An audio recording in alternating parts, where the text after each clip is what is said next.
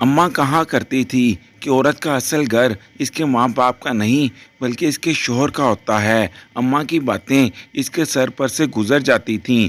वो ना समझी से इनका चेहरा तकती थी। अरे भला ये क्या बात हुई अम्मा कि जिस घर में लड़की पैदा हो, जहाँ पर वो अपने वालिदैन की शफकत भरी ठंडी छाँव में अपनी ज़िंदगी का बेशतर हिस्सा गुजारे और जहाँ वो अपने प्यारों के हमरा बड़े हक से रहती हो, एक दिन वही घर और घर वाले इसके लिए बिल्कुल पराए हो जाते हैं। अम्मा आप ही ना जाने किस ज़माने की बातें करती हैं। वो इनकी ज़िंदगी भर के तजुर्बात को हंसी में उड़ा देती थी।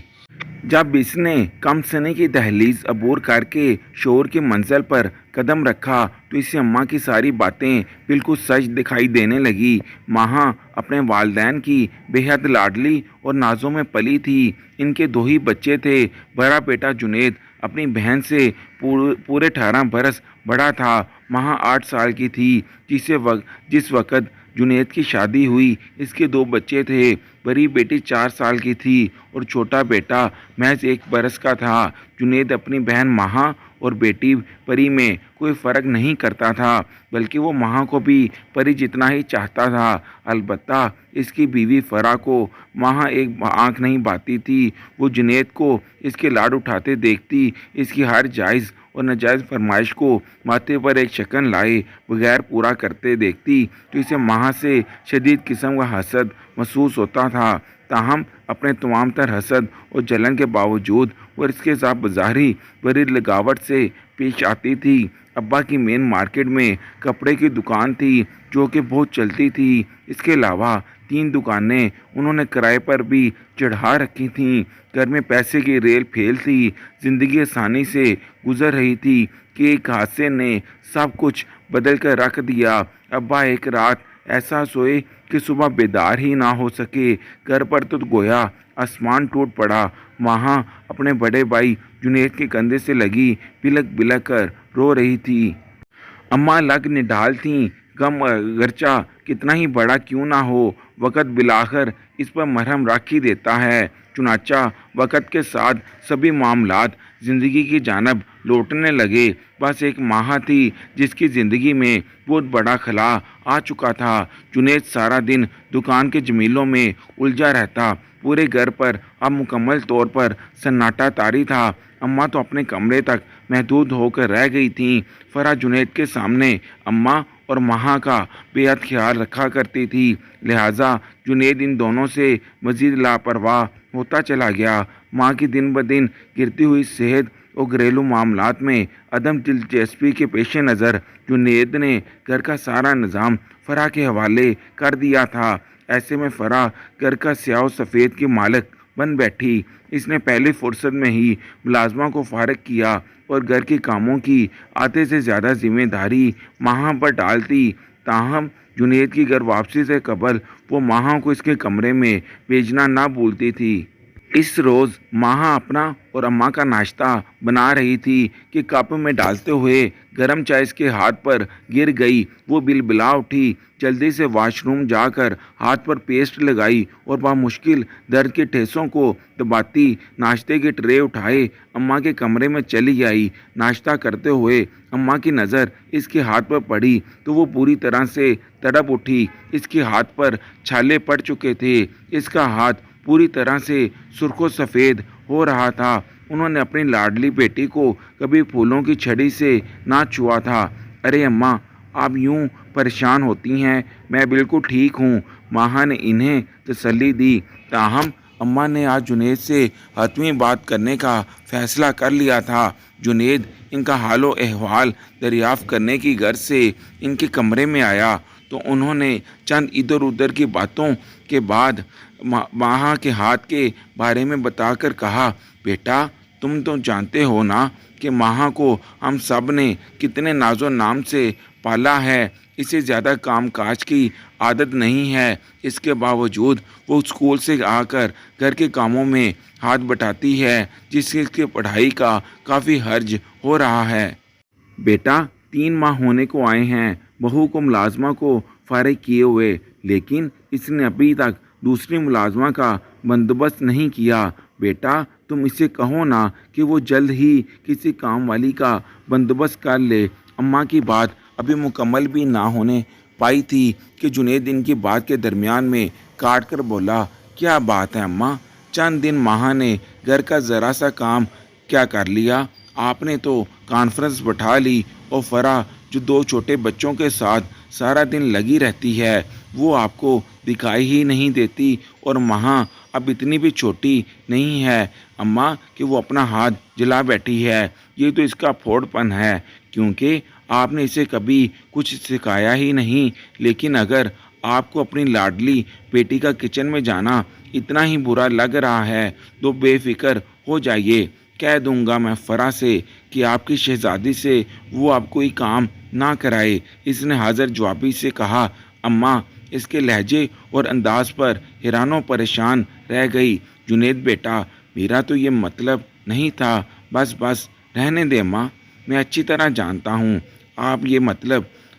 یہ کہتے ہوئے وہ کمرے سے باہر چلا گیا، اس بات سے بے خبر کہ اس کی بدتمیزی سے انہیں کس تکلیف سے دوچار کیا ہے۔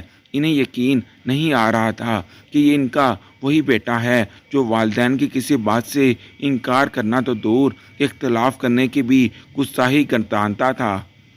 اماں کے جنید سے بات کرنے کے باوجود فرح نے ابھی تک کسی دوسرے ملازمہ کو کام پر نہیں رکھا تھا۔ بہو کی دن بدن بڑھتی ہوئی مکاریوں اور بیٹے کی ناتعلقی پر ان کا دل بے حد دکھتا تھا۔ وقت اپنی مخصوص رفتار سے گزرتا رہا۔ ماہا امتحان سے فارغ ہوئی تھی کہ ایک جاننے والے کے توسط سے اس کے لیے ایک بہت اچھا رشتہ آیا۔ لڑکا بینک میں جاب کرتا تھا، خوش شکل، اعلیٰ تعلیم یافتہ، اور اس کے والدین حیات نہ تھے۔ صرف ایک بڑی بہن تھی جو کہ شادی شدہ اور اپنے گھر والی تھی۔ یوں دونوں گھرانوں کی باہمی رضامندی سے رشتہ طے پا گیا۔ شادی کے 2 ماہ بعد رکھی گئی تھی۔ بھابھی آپ میرا کمرہ پری کو نہ دے رہی ہیں؟ فرح باورچی خانے میں کھڑی ہانڈی گھما رہی تھی کہ ماہا نے آ کر پوچھا۔ ہاں تو خیر سے تمہاری شادی ہونے والی ہے نا؟ اور پری بھی اب بڑی ہو رہی ہے، اسے بھی الگ کمرے کی ضرورت ہے۔ پر بھابھی میری شادی میں تو ابھی 2 ماہ باقی ہیں، اور مجھے اپنے کمرے کے علاوہ کہیں اور بالکل بھی نیند نہیں آتی۔ یہ کوئی اتنا بڑا مسئلہ نہیں ہے، تم ایسا کرو کہ اماں کے کمرے میں شفٹ ہو جاؤ، ٹھیک ہے نا؟ فرح نے مشورے سے نوازا۔ بھابھی پلیز آپ پری کو کوئی اور کمرہ دے دیں، میں سچ کہہ رہی ہوں، مجھے اپنے کمرے کے علاوہ کہیں اور نیند نہیں آتی۔ اس بار اس کے لہجے میں التجا تھی۔ اس کی بات پر فرح نے زور سے چمچ پٹکا اور غصے سے بولی، دیکھو بی بی، یہ میرا نہیں بلکہ تمہارے بھائی کا کہنا ہے، اور یہ کیا تم نے میرا کمرہ لگا رکھا ہے؟ لڑکی کا اصل گھر اس کے شوہر کا ہوتا ہے، اور وہ اس پر حق جتاتی اچھی لگتی ہے۔ تمہاری شادی ہونے والی ہے، اب تو میرے بچوں کا حق مارنا چھوڑ دو۔ بات سناٹے میں رہ گئی۔ یہی زمانے کا دستور ہے، بیٹی تو ہوتی ہی پرائی ہے، اور جن کے سر سے باپ کا سایہ اٹھ جائے تو پھر تو وہ بالکل ہی بھائیوں اور بھابھیوں پر بوجھ بن کر رہ جاتی ہے۔ مگر میری بیٹی کو بھابھی کی باتوں کو بالکل بھی دل پر لینے کی ضرورت نہیں ہے۔ خیر سے تمہاری شادی ہونے والی ہے، اپنا گھر بسا لے گی۔ ماہا اماں کی گود میں سر رکھے سسک رہی تھی۔ فرح کی باتوں نے اسے بہت تکلیف پہنچائی تھی۔ اماں نے اس کا سر سہلاتے ہوئے اسے پیار سے سمجھایا۔ شادی کے دن نزدیک آ رہے تھے۔ دونوں گھرانوں میں شادی کی تیاریاں پورے زور و شور سے جاری تھیں، اور پھر ایک دن ماہا آنگن سونا کر کے بیاد دیس ادھار گئیں۔ شادی کے بعد ماہا اپنے شوہر کے ساتھ بے حد خوش تھی۔ آذر اس کی توقع سے بھی کہیں زیادہ اچھا شوہر ثابت ہوا تھا۔ وہی خوش اخلاق اور محبت کرنے والا انسان تھا۔ ماہا نے اپنے گھر کو انتہائی محبت سے سجایا۔ اس کی آمد سے قبل جو گھر انتہائی ابتری کا شکار تھا، اس کی بھرپور توجہ پا کر اس کا کونا کونا چمک اٹھا۔ आज़र की बड़ी आपा महीने 2 महीने बाद चक्कर लगाया करती थी और पूरा एक हफ्ता गुजार कर जाती थी। वो एक हफ्ता माहा के लिए बेहद मुश्किल होता था। आपा इसकी हर बात पर तनकीद करती थी, हर काम में नुक्स निकालती थी। इनके बच्चों की नित नई फरमाइशें पूरी कर करके माँ हलकान हो जाती थी। यही नहीं बल्कि वो बदतमीज़ बच्चे इसकी गैर मौजूदगी में इसके कमरे में घुस जाते और फिर इसके मेकअप और दीगर सामान की शामत आ जाती थी। ड्रेसिंग टेबल का शीशा तक इनसे महफूज ना रह सका। बाज़ औक़ात माँ पूरी तरह से ज़िच हो जाती। माँ इन्हें कुछ कह भी नहीं सकती थी क्योंकि आज़र अपने बांझों पर जान छिड़कता था। अम्मा के इंतकाल के बाद माँ ने मेके आना जाना बहुत कम कर दिया था। वैसे भी वहाँ पर अब कौन ऐसा था जो इसकी रात तकता था। हम हरदम दुआएं देने वाली हस्ती तो मनो मट्टी तले जा सोई थी। वक़्त गुजरता रहा और माँ एक बच्चे की माँ बन गई। इसका बेटा जैन महज 3 बरस का था। इसकी झील जैसी पुरस्कून ज़िंदगी में अचानक से एक भारी पत्थर आकर गिरा था। आपा के शोहर का एक रोड एक्सीडेंट में इंतकाल हो गया था। आज़र इन्हें और बच्चों को अपने साथ ले आया। आपा का दुख वाकई नाकाबिले तलाफ़ी था। माँ इनका बेहद ख्याल रखती थी, बच्चों को भी बहलाने की हर मुमकिन कोशिश करती थी। आज़र, आपने आपा के मुतल्लिक क्या सोचा है? एक रोज़ आज़र बेड पर लेटा चैनल सर्चिंग कर रहा था कि माँ की बात पर इसने सवालिया नज़रों से इसे देखा। वो मेरा मतलब है कि आपा वापस अपने घर कब जाएंगी? इनकी इद्दत भी ख़त्म हो चुकी है और इनके बच्चों की पढ़ाई का भी काफ़ी हर्ज हो रहा है। इसने अपने लहजे को सरसरी सा बनाकर कहा। आज़र के चेहरे पर गहरी संजीदगी छा गई। चंद लम्हों की खामोशी के बाद वो दो टोक अंदाज में बोला, माँ तुम्हें अच्छी तरह इल्म है ना कि रियाज भाई का घर रेंट का था, तो ज़ाहिर सी बात है कि मैं आपा और बच्चों को किराए के घर में धक्के खाने के लिए तो नहीं छोड़ सकता और अपने भाई का घर होते हुए वो किराए के घरों में धक्के खाएगी। ऐसा नहीं हो सकता। आपा अब यहीं पर रहेंगी और रही बात बच्चों की, तो मैं इनका एडमिशन यहीं पर किसी अच्छे स्कूल से मैं करवा दूंगा। आज़र ने इसके कुछ कहने की गुंजाइश ही नहीं छोड़ी थी। माँ खामोश हो गई। आपा अपने दुख से काफ़ी हद तक बाहर आ चुकी थीं। आज़र घर के हर छोटे बड़े मामले में इनकी राय को फोकियत देता था। इनकी दिल आज़ारी के ख्याल से वो घरेलू अखराजात की रकम माह की बचाए इनके हाथ पर रखता था। इनको इस घर में किसी किस्म की महरूमी का एहसास ना हो। अलबत्ता वो हर बार माहों को ताकीद करता था कि वो घर की ग्रोसरी के लिए आपा के हमरा जाया करे, लेकिन आपा ग्रोसरी के लिए जाते हुए इसे झूठे मुंह भी साथ चलने को ना कहती थी। अक्सर औकात आपा जैन के लिए नूडल्स या चिप्स वगैरह ऐसी चीज़ें लाना भूल जाती थीं जिनके लिए माह को फिर से इनके आगे हाथ फैलाना पड़ता था। माह आज़र की वजह से आपा की हर ज़्यादती खामोशी से सह रही थी, मगर उस रोज़ बिलाखिर माह के सब्र का पैमाना लबरेज हो गया। आपा के बड़े बेटे गुड्डू ने जैन को पूरी कुव्वत से सीढ़ियों पर से धक्का दे दिया था। जैन का सर फट गया। माँ इसका तेज़ी से बहता खून देखकर अपने हवास खो बैठी। इसने ना आओ देखा ना ताओ खींच कर एक थप्पड़ गुड्डू के गाल पर रसीद कर दिया। आपा, जो कि जैन के रोने की आवाज़ सुनकर अपने कमरे से बाहर आ गई थी और इसके सर से बहता खून भी देख चुकी थी, चाहिए था कि वो इसके साथ जैन को अस्पताल लेकर जाती। गुड्डू को सीने से लगाए उल्टा माह को ही सुनाने लगी। माह उजलत के आलम में जैन को लेकर बाहर भागी। इसका काफ़ी खून बह चुका था। डॉक्टर ने फौरी ट्रीटमेंट शुरू कर दी। माह बहती आंखों के साथ जैन की सलामती की दुआएं मांग रही थी। अफरा तफरी के आलम में वो अपना फ़ोन भी घर भूल आई थी। जिस वक़्त वो थकी हारी निडाल घर में दाखिल हुई, शाम ढल रही थी। वो सीधी कमरे में चली आई। सामने ही सोफे पर आज़िर बैठा हुआ था। माह चूम गई। इसके चेहरे पर गहरी संजीदगी छाई हुई थी। माह ने जैन को बेड पर लटा दिया। दुआओं के ज़ेर असर वो गहरी नींद सो रहा था। आज आप جلدی آ گئے، سب خیریت تو ہے نا؟ تم نے آپا سے کیا کہا ہے ماہا؟ اور تو یہ وجہ ہے آپ کے جلدی گھر آنے کی؟ میں نے جو پوچھا اس کا جواب دو۔ آذر نے اس کا بازو پکڑ کر اسے اپنی جانب کھینچا۔ تم نے ان سے کہا ہے کہ یہ گھر ان کا نہیں ہے اور وہ یہاں سے چلی جائیں؟ تمہاری جرأت کیسے ہوئی، ہمت کیسے ہوئی میری بہن سے ایسی گھٹیا بات کرنے کی؟ میں نے ایسا کچھ نہیں کہا آذر، وہ مکار عورت جھوٹ بول رہی ہے۔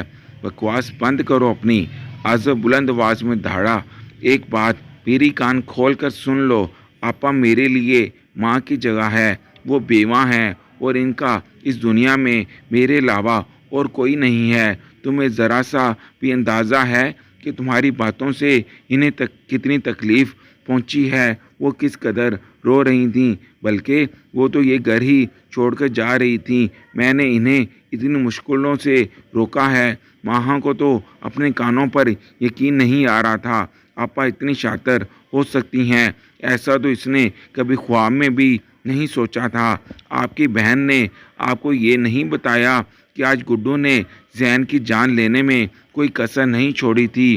گڈو نے ایسا کچھ نہیں کیا تھا ماہا، زین سیڑھیوں پر سے خود گرا تھا، بلکہ وہ تو اسے بچانے کی کوشش کر رہا تھا اور تم نے اس کی کوئی بھی بات سنے بغیر الٹا اسے اتنی بے رحمی سے پیٹا۔ مجھے تم سے ہرگز بھی ایسی توقع نہیں تھی ماہا۔ اس برے سلوک کی وجہ سے آپا نے زین کی محبت سے مجبور ہو کر تمہیں اسپتال جانے چلنے کے لیے کہا، لیکن تم شروع دن سے یہی چاہتی تھی کہ آپا اس گھر سے چلی جائیں، اس لیے تم نے ان سے ایسی گھٹیا گفتگو کی ہے۔ آذر، وہ مکار عورت جھوٹ بول رہی ہے۔ ماہا غصے سے بے قابو ہوتے ہوئے زور سے چلانے لگی۔ آپا کا خود تو کوئی گھر ہے نہیں، چاہتی ہیں کہ میرا بھی گھر اجڑ جائے، لیکن میں ایسا نہیں ہونے دوں گی۔ آذر، میں اب انہیں اپنے گھر میں ایک منٹ کے لیے بھی برداشت نہیں کر سکتی۔ ماہا طیش کے عالم میں دروازے کی جانب بڑھی کہ آذر نے اسے بازو سے پکڑ کر اپنی طرف کھینچتے ہوئے ایک زوردار تھپڑ دے مارا، پھر اس کا جبڑا بیچ کر کراہتے ہوئے کہنے لگا، کسی خوش فہمی میں مت رہنا، ابھی 3 لفظ بول کے دھکے مار کر اس گھر سے نکال دوں گا۔ زین کی صورت تک دیکھنے کو تم ترس جاؤ گی، سمجھی؟ یہ میرا گھر ہے اور اس میں وہی رہے گا جسے میں یہاں رکھنا چاہوں گا۔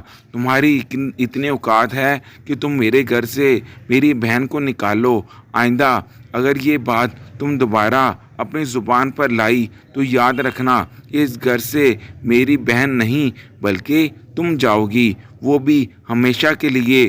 آذر نے اسے دھکا دے کر کمرے سے باہر چلتا کیا اور ماہا کے کانوں میں اماں کی آواز گونج رہی تھی۔ وہ ہمیشہ کہا کرتی تھی کہ عورت کا اصل گھر اس کے شوہر کا گھر ہوتا ہے، مگر اسے آج معلوم ہوا تھا کہ عورت کا تو بس تمام عمر سفر ہی کرتی رہتی ہے، ایک ٹھکانے سے دوسرے اور دوسرے سے تیسرے تک، اور وہ جس آخری ٹھکانے کو اپنا محور اور اپنا مرکز، اپنی پناہ گاہ سمجھتی ہے، کبھی کبھی وہ اس کے لیے ریت کا مسکن ثابت ہوتا ہے جسے توڑنے کے لیے محض 3 لفظ درکار ہوتے ہیں۔ ماہا کے ساتھ بھی یہی ہوا تھا۔